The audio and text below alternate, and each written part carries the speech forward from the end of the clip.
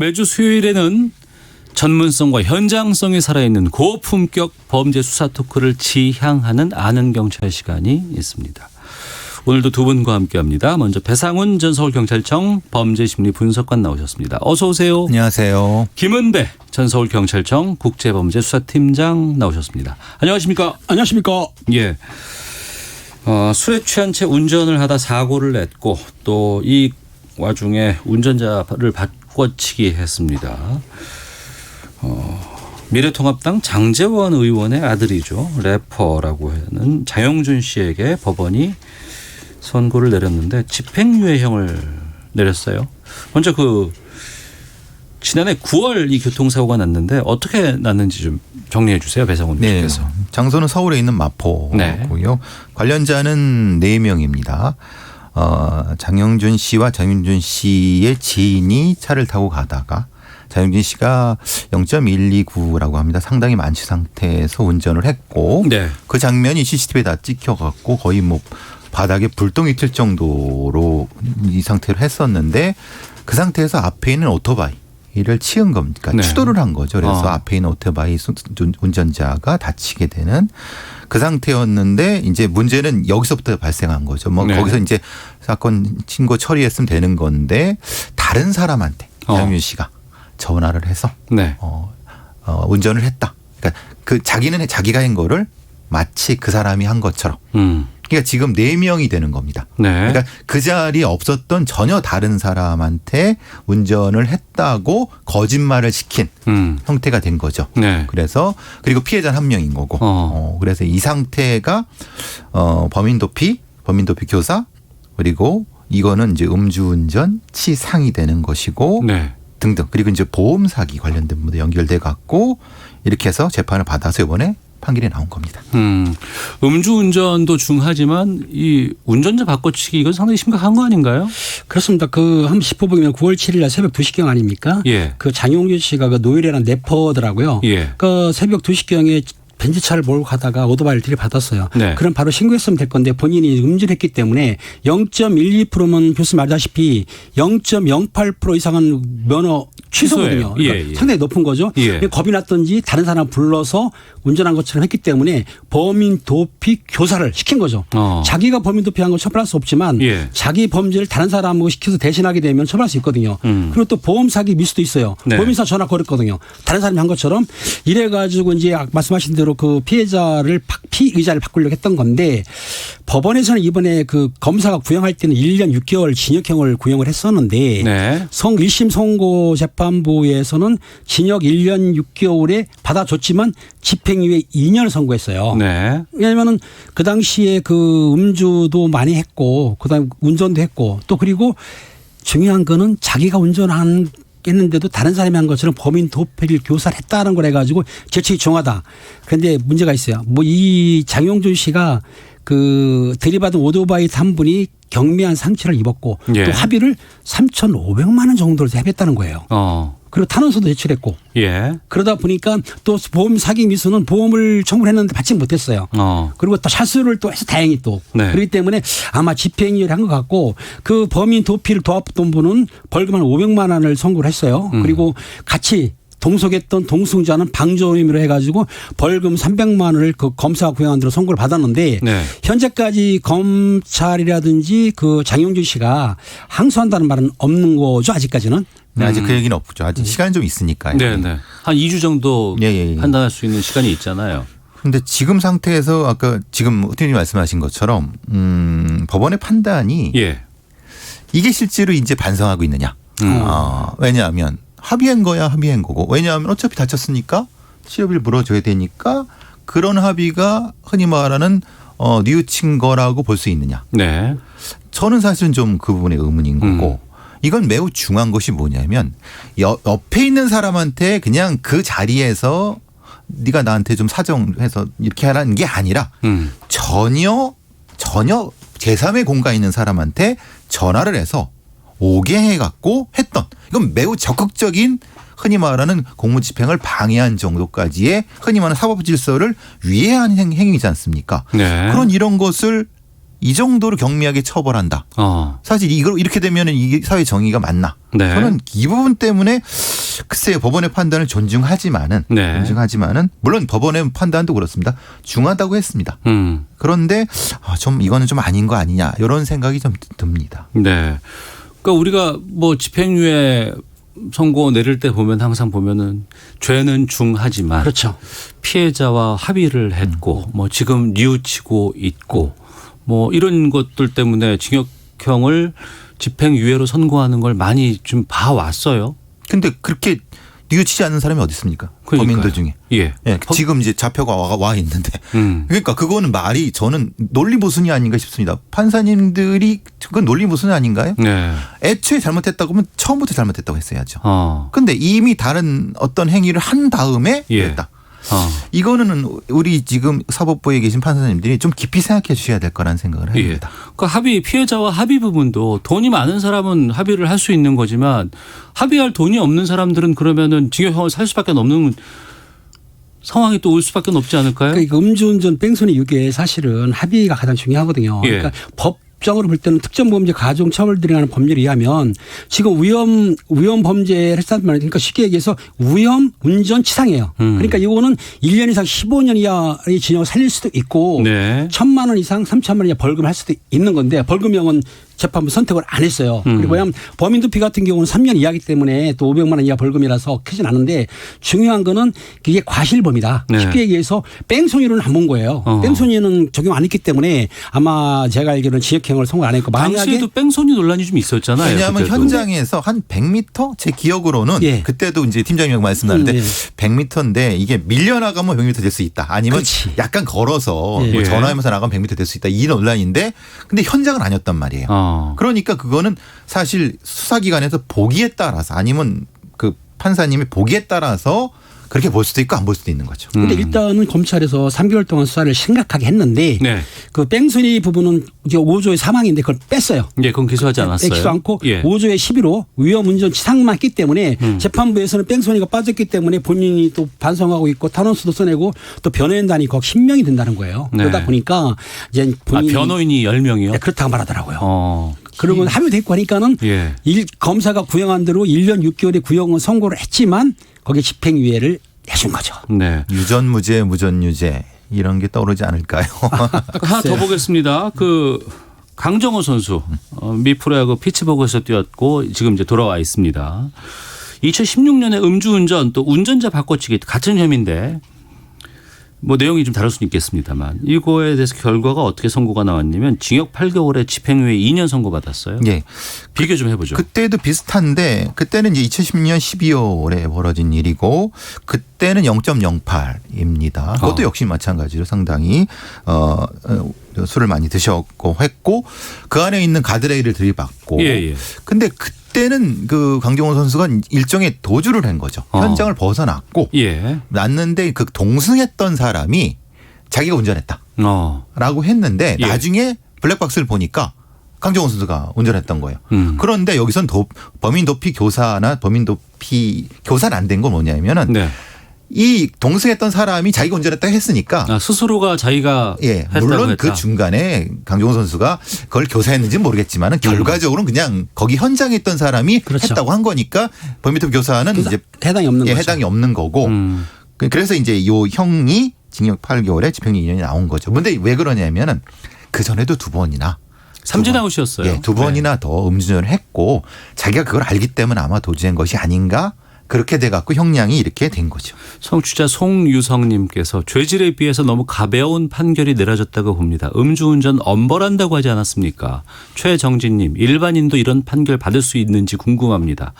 이래서 요즘 인공지능 AI 판사를 도입해야 한다는 말이 나오는 것 아닐까요? 라고 의견 주셨는데 그러니까 공교롭게 뭐 자영준, 강정호 선수 다 유명한 뭐 인물들 이런 유명인이라고 좀 봐준 부분들 있다고 일반인들은 생각하지 않을까 싶기도 해요. 지금 장영준 씨 부분은 제가 지금 제일 걸리는 건요. 전혀 모르는 사람이 아는 동생한테 와서 자기가 죄를 받겠다고 왔다는 겁니다. 그거를 그러면 우리 그 검찰이 어느 정도까지 그냥 본인이 아는 친한 동생이니까 그냥 내가 대신 그 벌을 받겠소라고 한 걸 그냥 받아들였는지 아니면은 이때 문제가 된 게 혹시 예. 장영준 씨 아버님인 재원 의원의 네. 영향력이 있었는가에 대한 부분이 어느 정도까지 수사가 됐는지 말하자면 뭐 이런 것이 됐는지 그게 저는 궁금합니다. 김은배 팀장님. 교수님 궁금한 건 사실은 장 의원님이 그 압력을 행사했느냐에 대해서는 경찰이나 검찰에서 수사를 했어요. 그런데 실제적으로 장 의원이 그 범인이라고 했던 분에 대해서 통화를 했다거나 네. 압력는 부분은 의심은 가지만 실제적으로 나온 게 없으니까 법건에 대해서는 이제 뭐 아마 밝혀내지 못한 것 같아요. 그러니까 당연히 그 장용준이가 범인 도피 교사를 한 것이다. 본인이 한 거다라고 예. 돼 있고 또 온 사람도 그렇게 진술을 했고 또 거거에 대해서는 처벌을 받았기 때문에 그렇게 뭐 장애를 했다는 건 아직은 그렇죠. 확인 안 됐기 때문에 그 말을 하면 좀 약간 그럴 것 같죠. 그렇죠. 그러면 검찰이 항소할까요? 글쎄요. 지금 상태로 봐서는 지금 상태로 봐서는 아마 검찰의 입장에서는 좀 50대 50 같습니다. 왜냐하면 이 상태에서 지금의 판정 기준으로 본다면은 예. 검찰 입장에서 많이 받은 건데 근데 이제 여론도 있으니까 여론을 봐서는 항소를 하겠지만은 예. 예. 검찰에서 구형한 걸 그대로 받아들였어요. 구형은 받아들였는데 단지 집행유예가 된 거잖아요. 유예만 시켜준 거예요. 예, 예. 그런데 이제 검찰에서 문제가 뭐냐면 실제적으로 피해자하고 상해가 경미한데 좀 거액을 청구해 3,500만 원을 줬단 말이에요. 그렇죠. 네. 합의를 했고 그다음에 모든 걸 시인했고 자수하면은 강경하게 됐거든요. 자수로 봐준 거예요. 네. 그렇기 때문에 항소하기는 좀 부담 가지 않을까. 그래서 저도 싶기도 50대 하죠. 50이라고 보는 건데 예. 다시 앞으로 돌아가면은 만약에 장용준 씨가 그 아버지가 장재원 의원이 아니라고 하면은 그 전혀 모르는 사람이 와서 아는 형이 와서 해줬을까? 네. 물론 증거는 없습니다. 그리고 저는 뭐 장재원 의원이 관련이 없다고 생각하지만은 네. 그래서 유전무죄 무전유죄가 나오는 거 아닌가 싶습니다. 알겠습니다. 뭐 한 2주 내로 뭐 항소 여부가 결정 나겠죠. 지켜보겠습니다. 아는 경찰 다음 주제로 좀 가보도록 하겠습니다. 서울역에서 30대 여성을 마구 때린 서울역 묻지마 폭행 사건의 용의자가 검거됐습니다. 서울역이면 서울 시내 한복판인데. 그렇죠. 어떤 일이 있었던 거예요? 지난 5월 26일 날 오후 1시 50분경에 30대 여성이 공항철도 서울역 대합실이 있습니다. 네네. 거기에 나와가지고 내려가는 길에 그 지나가는 30대 남성으로 수행 사람하고 어깨를 부딪힌 거예요. 그러니까 왜 부딪히냐고 항의를 했더니 다짜 고짜로 30대 여성이 얼굴을 구타했어요. 그러니까 너무 세게 때리는 바람에 그 피해자 진술에 의하면 한 2m를 날아가서 떨어진 거예요. 잠시 기절했어요.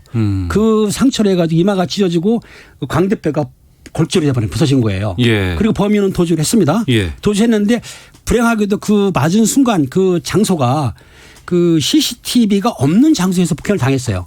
그런데 그 서울역 역사 안에는 예. 일반 경찰이 수사하는 게 아니고 특별사법경찰관 즉 철도 경찰계에서 수사를 하거든요. 네. 그래서 철도 경찰에서 CCTV를 돌려보니까는 사실은 없었거든요. 그런데 일주일 만에 그 검거를 했습니다. 네. 내용은 뭐냐면 밖에 있는 외곽에 있는 CCTV를 보니까 피의자 즉 범인을 보는 사람이 도주하는 부분을 찍혔어요. 예. 그러니까 그걸 추적하고 뭐 카드 수사하고 휴대폰 지체해가지고 범인을 다행히 검거했던 거죠. 이 사건이 이렇게 되게 된 거는 큰 게 관할권 문제랑 그리고 신고 체계의 문제 이게 연결됩니다. 그러니까 역사 내와 역사 밖이 다른 관할인 거예요. 그 앞이 하필 그 장소입니다. 거기가 이제 유명 프랜차이즈 아이스크림 점이 있었던 데인데 네. 그 바깥에 조금 벗어나면은 일반 경찰인데 그 안쪽은 옛날엔 철도공안이라고 하죠. 그렇죠. 요새는 이제 국토교통부 산하에 있는 철도특별사법경찰대라고 합니다. 그렇죠. 네. 그러죠. 거기서 하는데 문제는 이제 거기서 이제 신고를 하게 됐는데 그러니까 영문의 도움으로 신고를 하게 됐는데 112가 출동을 했어요. 예. 112가 출동해 보니까 우리 관할이 아닌 거야. 그렇죠. 그러니까 저쪽으로 하십시오라고 인계를 하고 예. 간 상태인데 문제는 그 철도 특사경들이 보니까 자기들도 골치 아팠던 데가 뭐냐면 거기가 원래 CCTV가 없어 갖고 다른 이전 사건도 사실은 골치 아팠나 봅니다. 예. 그 상태에서 이제 조금 약간 수사가 조금 미진했나? 하여튼 그 피해자가 느끼긴 그랬나 봅니다. 그러니까 이제 피해자가 문제 제기를 한 거죠. 예. 본인이 느끼기에는 너무 미적미적 수사를 한다.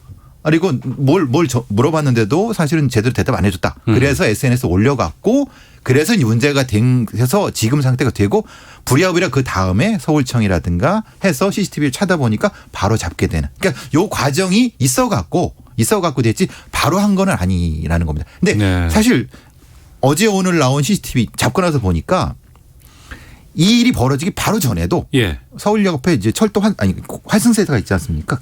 거기서 이제 다른 여성과 비슷한 형태인, 그러니까 일부러 어깨를 갖다 부딪힌 다음에 마치 위협하는 행동을 하고 이 사건이 벌어진 그럼 거예요. 그 전에도 동일범의 소행으로 보는 거예요? 아니, 그러니까 그 사람입니다. 그 사람 맞아요. 예, 그렇죠. 예, CCTV 예. 확인하니까 그 찍혔습니다. 사람인데 예, 예. 중요한 거는 CCTV가 없는 것도 많고 있는 것도 있는데 서울청에 보면 관제센터라고 있습니다. 예, 곳마다 예. 있는데 관제센터 요원들이 들어있어요. 경찰관도 지금 4명이나 근무하는 걸 알고 있는데 그거를 이제 돌려보면 나오는데 뭐 일반적으로 단순 폭행 이런 건 시대적으로 경찰관들이나 철도 경찰대에서도 그렇게 신경 쓰질 않죠. 그런데 이 피해자분이 SNS 올리고 청을 하니까 이제 약간 언론을 타니까 복잡해졌죠. 그래서 긴박하게 수사했는데 제가 보기에는 CCTV가 한 곳에 없다 하더라도 다른 곳에 많이 있거든요. 그러니까 동선을 파악하게 되면은 지금 신고해가지고 의지만 있으면은 그런 뭐 묻지마 폭행이건 폭행 사건이건 전부 건강할 수는 있어요. 사실은. 네. 그래서 철도경찰대가 왜 이렇게 약간 의지를 안 보였느냐.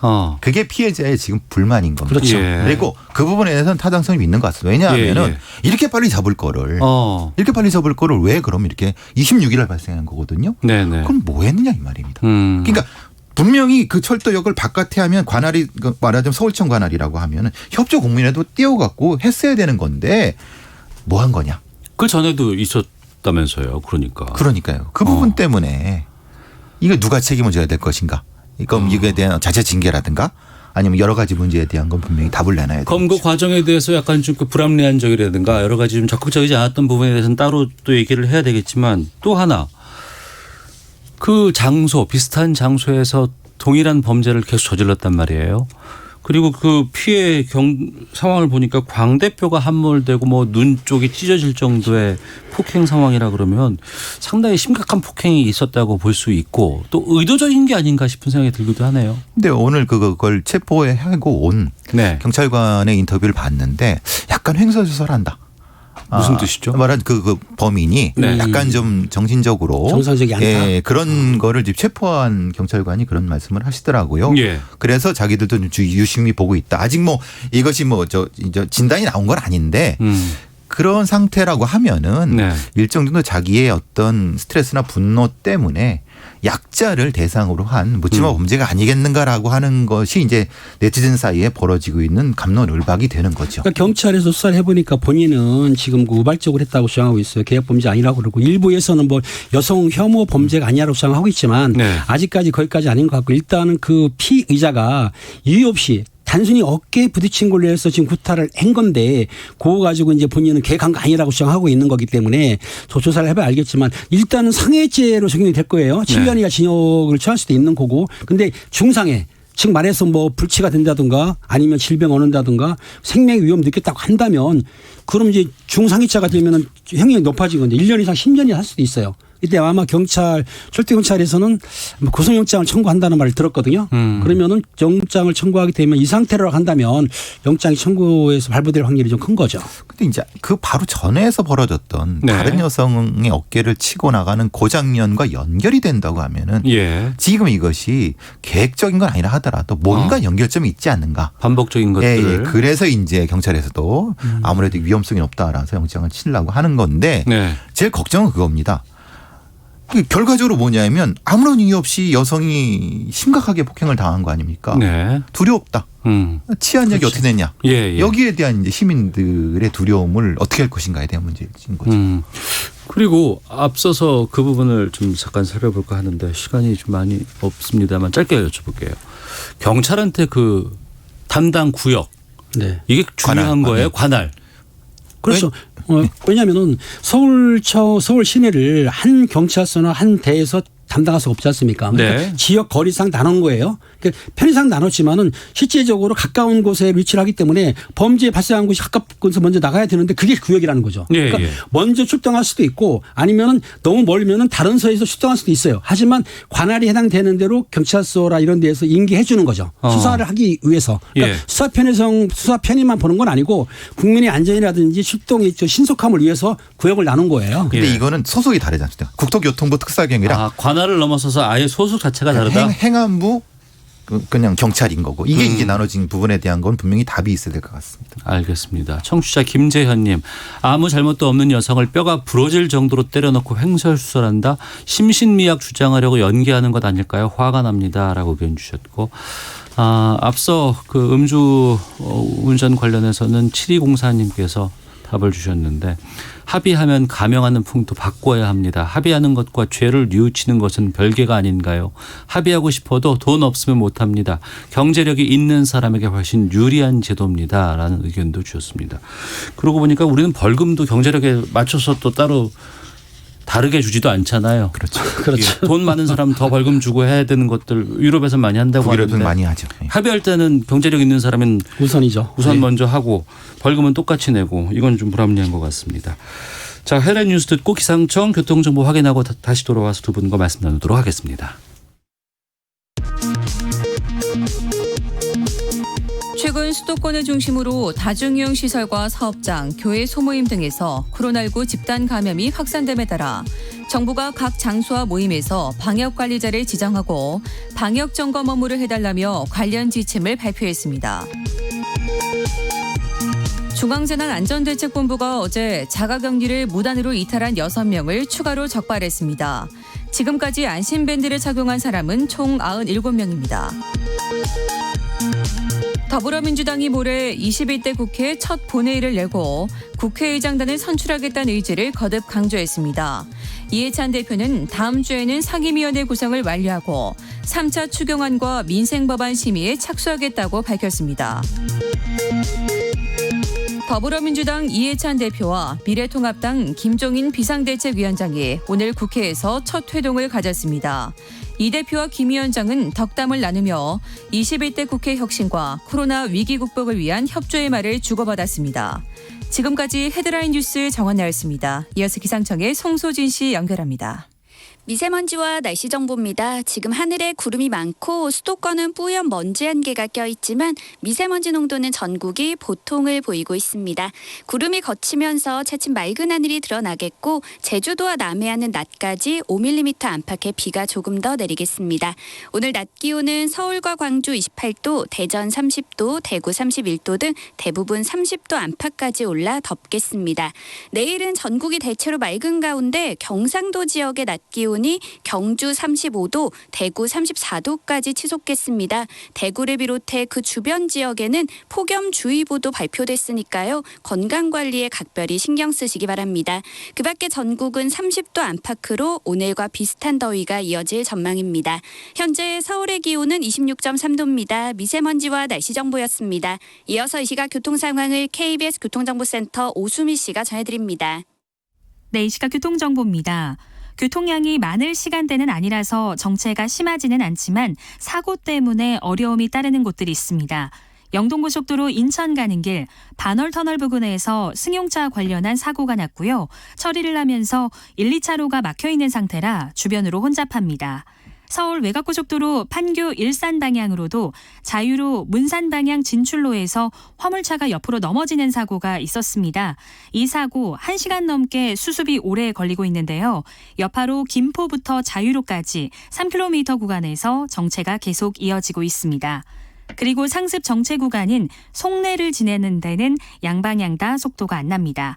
경부고속도로 서울 쪽 수원 일대와 양재에서 반포 사이로 밀립니다. 반대 부산 쪽으로는 한남에서 서초, 신갈에서 수원까지 더딘 흐름 이어지고요. 더 가서 영남권에서는 건천 휴게소에서 경주 쪽으로 공사 여파 때문에 밀리고 있습니다. 지금까지 KBS 교통정보센터였습니다.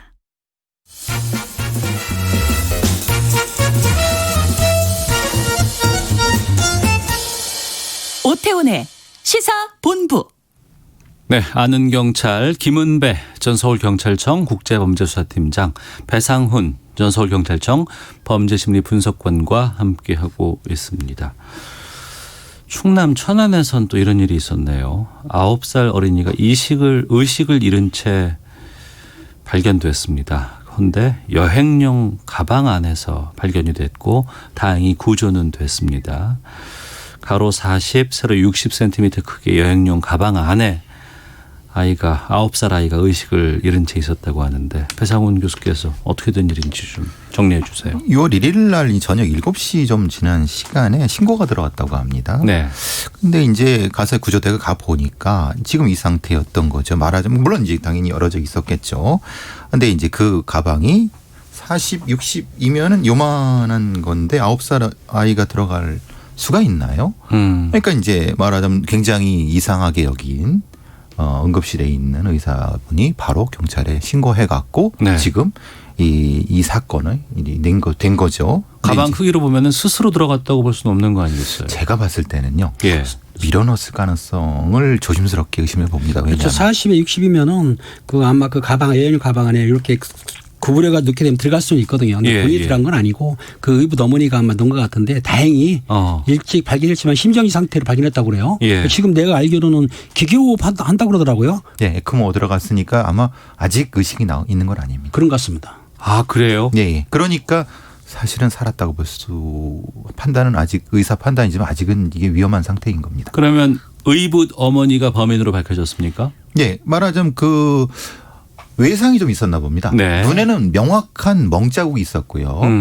이 뒤쪽에는 화상 자국이 있었다고 합니다. 아이고.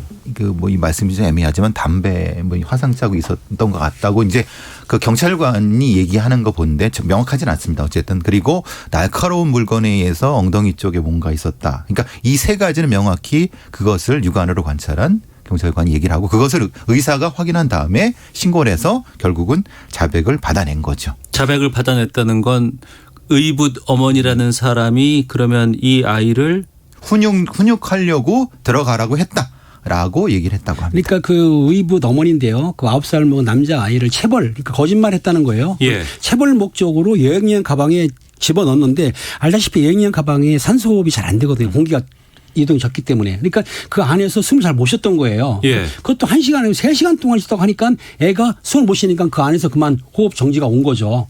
아니 세상에 아이를 혼내겠다고 여행용 가방에 넣는 게 그게 무슨 체벌이 됩니까? 그게? 말도 안 되는 얘기인 거죠 이게 지금. 그러니까 이게 지금 이 프로파일러들이 잔혹한 범죄자들을 많이 상대해 보지만 예.